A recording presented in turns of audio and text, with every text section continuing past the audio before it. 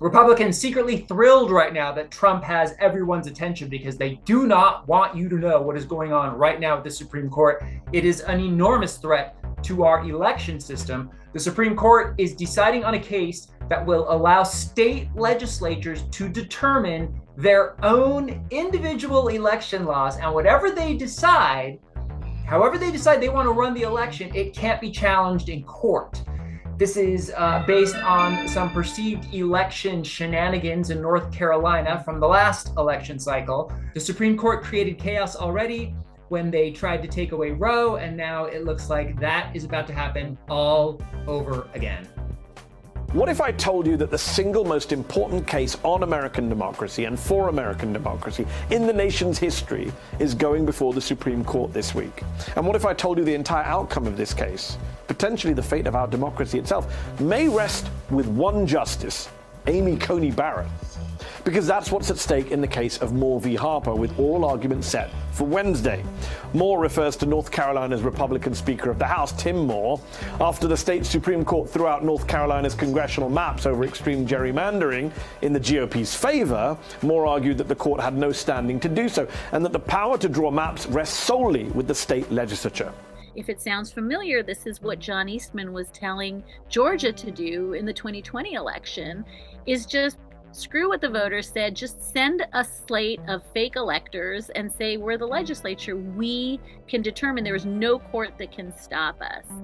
The governor has no say. Nobody has any say. And if it sounds insane, it's because it is. There's no theory that supports this. Suddenly Justice Alito's super interested in it, and suddenly Justice Thomas is super interested in it.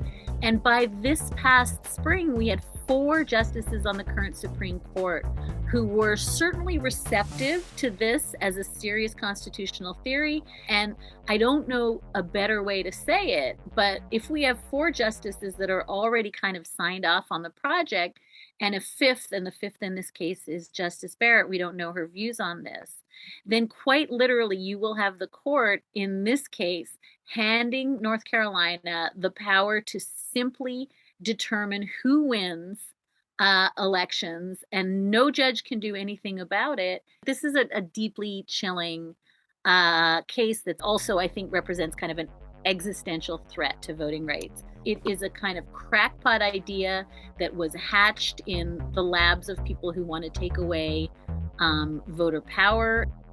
And this is essentially an idea that suggests that the Constitution gives complete and unreviewable power to state legislatures to set how elections go. The legislature has complete control over how elections are conducted.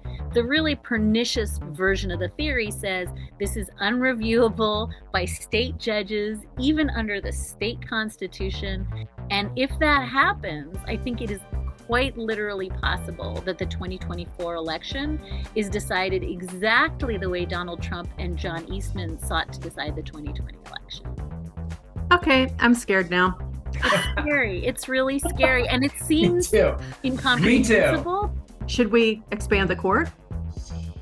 I think at this point we almost have to. I was slow to kind of come to the court expansion party, and probably in the last 2 years, I've come to the view that there is quite literally nothing else that can happen. Ethics reform for the courts, I mean, that is just like, it's shocking and unconscionable that a justice sat on a case where his own wife was an interested party as she was getting involved in the events of January 6th.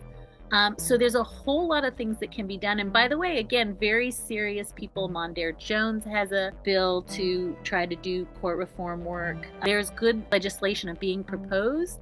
And I think the time to think about this was 5 years ago, but the time to really move on it is now.